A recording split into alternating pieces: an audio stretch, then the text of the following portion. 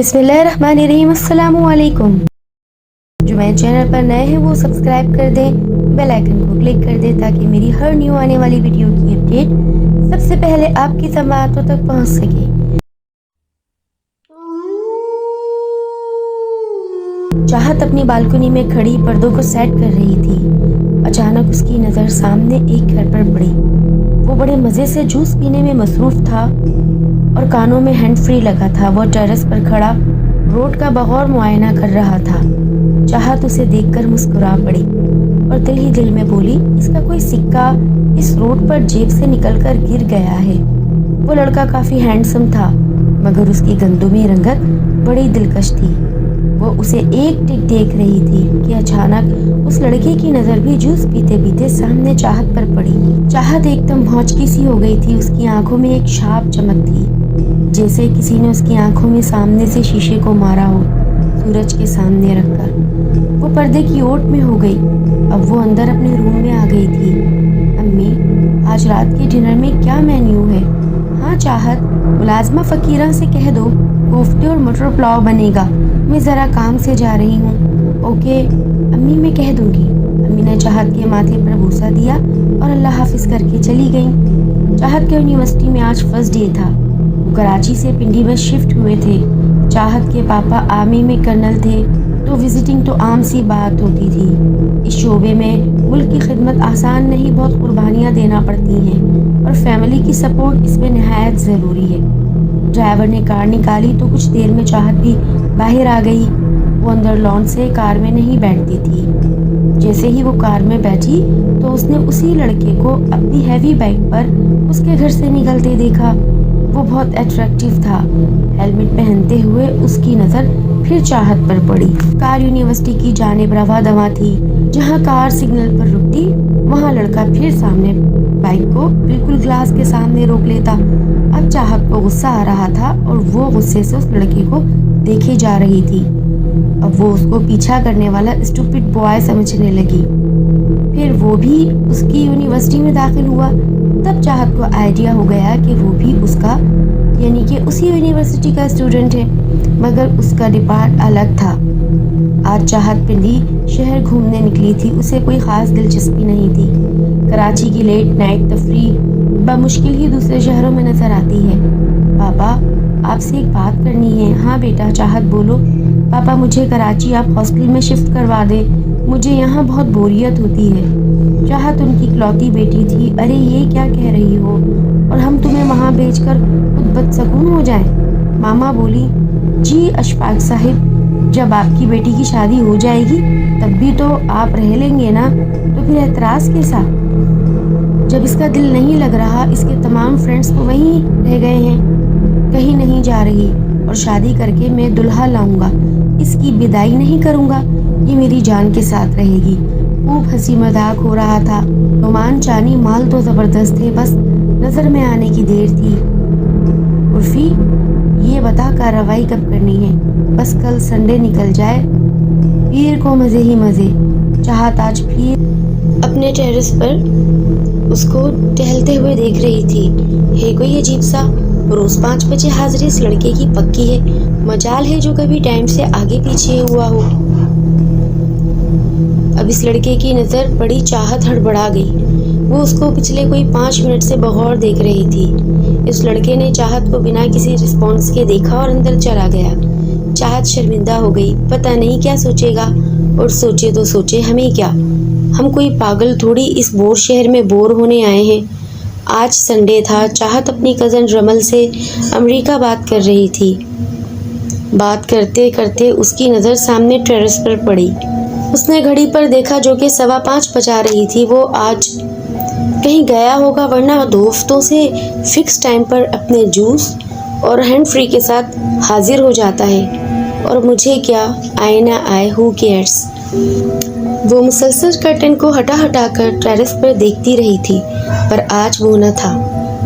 अशफाक साहब को फ़ोन आता है कि अपनी बेटी की जान अजीज़ है तो 5 करोड़ शराफत से बताई हुई जगह पर पहुंचा दो। अशफाक साहब के वहम गुमान में भी ना था कि वो उसकी बेटी का किडनैप हो सकता है। اسے کڈنیپرز کا پتہ چل جائے ان کو بھیانک سزا دلوائی جائے گی۔ انویسٹیگیشن جاری تھی، کار ٹریس کر لی گئی تھی اور وہاں بھاری نفری پہنچ چکی تھی، مگر وہاں سوائے کار اور مردہ ڈرائیور کے کچھ خاص ثبوت نہ مل سکا تھا۔ چاہت کونے میں گودام کے بے ہوش تھی۔ یہ 6 اوباش لڑکوں کا گروپ تھا۔ چاہت کو ہلکا سا ہوش آ گیا۔ اگر 2 دن کے اندر ہمیں پیسے نہ ملے تو اس کی لاش ٹھکانے لگا دیں گے۔ ہاں عرفی، نعمان بولا۔ مجھے کیا پتا تھا یہ منحوس کسی آرمی آفیسر کی بیٹی ہے، بس مجھ سے بھی غلطی ہو گئی۔ وہ اپنا ٹھکانہ بدل چکے تھے، کال ٹریس ہو چکی تھی اور وہ اب اپنی جانوں کو بچانے میں لگ پڑے تھے۔ سم توڑی جا چکی تھی۔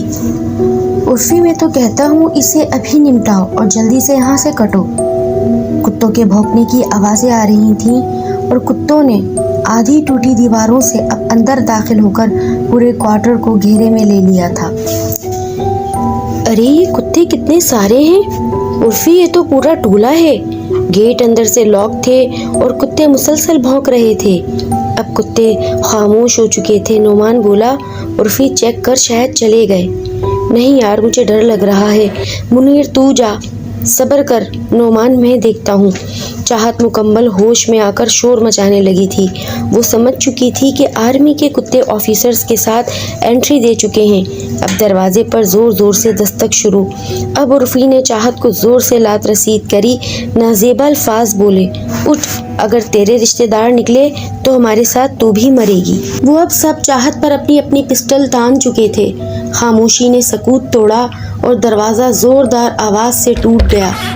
وہ کنڈوں سمیت اکھاڑ لیا گیا تھا۔ سب کے منہ کھلے کے کھلے رہ گئے کہ یہ کون جاندار کا بچہ ہے، اتنے زیادہ دم والا کہ دروازہ چوکھٹ سمیت اکھاڑ پھینکا۔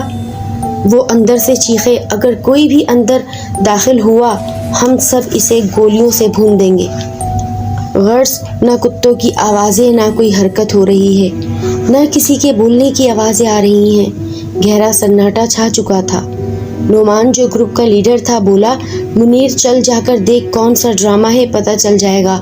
منیر آہستہ آہستہ قدموں سے چل کر دروازے کے باہر نکلا۔ نعمان، پورا حصہ خالی ہے، نہ کوئی کتے، نہ کوئی افسر، نہ کوئی گاڑی۔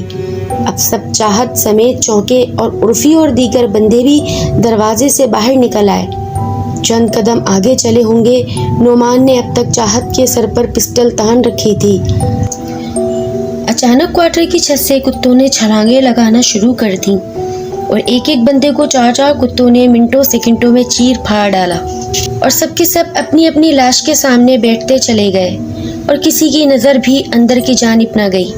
چاہت مسلسل خوف سے چیخ رہی تھی۔ نعمان ڈر چکا تھا اور اب بے بس ہو چکا تھا۔ اچانک سے ایک سیاہ کتا جو دوسرے کتوں سے قد میں بہت بڑا تھا اور جتنا جتنا قریب آ رہا تھا اس کے قد میں اضافہ ہوتا جا رہا تھا۔ نعمان اس بھیانک کتے کو دیکھ کر اپنے اوسان خطا کر چکا تھا اور جبکہ چاہت مارے خوف کے بے ہوش ہو گئی تھی۔ اشفاق صاحب، اشفاق صاحب، چوکیدار بہت تیز تیز چیخ رہا تھا۔ اشفاق صاحب سلیپنگ گاؤن میں تیز تیز چلتے ہوئے باہر تک آن پہنچے۔ ہاں کیا ہوا؟ صاحب جی، صاحب جی، چاہت بی بی، کیا ہوا؟ کیا کہنا چاہ رہے ہو؟ صاحب جی وہ دیکھیں، وہ سامنے لان میں بے ہوش پڑی ہیں۔ اشفاق صاحب بڑی پھرتی سے اپنی بیٹی کی جانب بڑھے اور چاہت کو اٹھا کر اپنے ساتھ اندر لے آئے۔ کچھ دیر بعد واپس آئے اور چوکیدار سے دریافت کیا کہ سچ سچ بتاؤ کیا ماجرا ہے۔ چوکیدار ہڑبڑایا ہوا تھا۔ اس نے کہا، صاحب جی میں اندر سرویٹ کوارٹر میں رفع حاجت کے لیے جا رہا تھا کہ اچانک میری نظر بی بی جی پر پڑی۔ میں یہی تو پوچھ رہا ہوں کہ انہیں یہاں اندر کون لایا؟ وہ بری طرح سے چوکیدار کو آڑے ہاتھوں لے رہے تھے۔ صاحب جی دروازہ تو لاک ہے، آپ چلیں، میں نے گیٹ کھولا ہی نہیں۔ وہ جیسے تیسے یقین دلانے میں کامیاب ہوا اور وہ واپس چاہت کے پاس پلٹے۔ اسے ہوش آ چکا تھا۔ کتے کتے، وہ بری طرح چیخ رہی تھی اپنے ماں باپ کو دیکھ کر، جیسے سب بھول گئی۔ وہ اپنی امی کے گلے لگ گئی۔ چاہت کیا ہوا؟ چاہت نے سب بتایا۔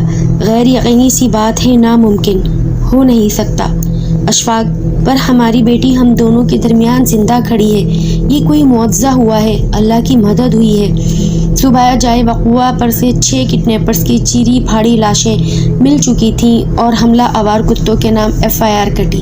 اصل حقائق سب کے سامنے غیر یقینی تھے۔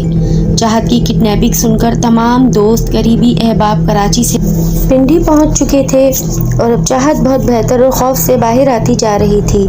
दिसंबर की ठंडी रातों में चाहत कंबल में दुबकी हुई अपनी दीगर दोस्तों के साथ मूंगफली खाने में मसरूफ थी। सब की सब चाहत के जिंदा बच जाने और मौजज़े के होने पर अल्लाह की बड़ी शुक्रगुजार थीं। यार चल हमें पार्टी दे वरना हम कराची वापस नहीं जाएंगे, और देख इज्जत से मरी ले चल वरना हम तेरी जान नहीं छोड़ेंगी। चाहत बोली इतनी बर्फ़ हो गई है, मैं फिर कभी चलेंगे। ऐसा करो यहीं कहीं नज़दीक कोई पार्टी अरेंज कर लेते हैं। नहीं नहीं हम सब स्नोफॉल देखेंगी। कह दिया तो कह दिया। ओके बाबा। एक ड्राइवर और 4 लड़कियां जीप में सब मरी के लिए रवाना हो चुकी थीं। ज़बरदस्त ट्रिप रहेगी। चाहत और तीनों दोस्तें खूब इंजॉय करती हुई रात को मरी की लोकल होटल में रुकी थीं, क्योंकि अर्जेंट बुकिंग और जगह जगह रोड पर स्नो से ढके हुए थे। मॉर्निंग में सब अब मरी घूमने निकल गई थीं। सफ़र बड़ा ज़बरदस्त था। बस यहाँ रुक दो, नाश्ता करते हैं फिर आगे निकलते हैं। अब नाश्ते से फारिग होकर सेल्फी में मसरूफ़ हो गई। जगह जगह रास्ते पर रुकती और सेल्फी लेती जाती थी। अब वो खुद भी कितना अंदर जंगल के दाखिल हो गई थी, उन्हें खुद भी पता न चला था। चलो अब वापस चलते हैं, हम लोग कल फिर निकलेंगी। हाँ चलो चलते हैं। जीप तो स्टार्ट होने का नाम ही नहीं ले रही थी। गड्ढे में टायर फंस गया था। धक्का लगाओ सब, चलो अब मजे करो, एंजॉय करो अब स्नोफॉल में, ये जंगल की पार्टी। चाहत गुस्से से लाल पीली हो रही थी। 4 बज रहे थे, यहाँ कोई दूर दूर तक नजर नहीं आ रहा था। चाहत बीबी ये टायर की तो हवा निकल गई है। इनके पास सामान था, वो टायर में हवा भरने में मसरूफ था कि अचानक अंदर से गुर्राहट की सी आवाज आने लगी। ड्राइवर चौंका। बीबी सब जल्दी करो, जल्दी जीप में सवार हो जाओ, लगता है कोई जंगली जानवर अंदर पहाड़ी की तरफ से इधर आ निकला है। हाँ सब लड़कियां घबरा गईं और एक दूसरे को सुनाने लगी।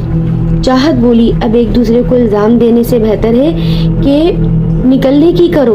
अचानक दरख्तों की ओट से कोई 7 या 8 भेड़ियों का टोला आहिस्ता आहिस्ता अपनी जानिब आता हुआ नजर आया। ये सफ़ेद बर्फानी भेड़िए थे। घबराहट का शिकार लड़कियां मारे खौफ के चीखने लगी। शाम तेजी से सूरज को अपनी आगोश में ले रही थी।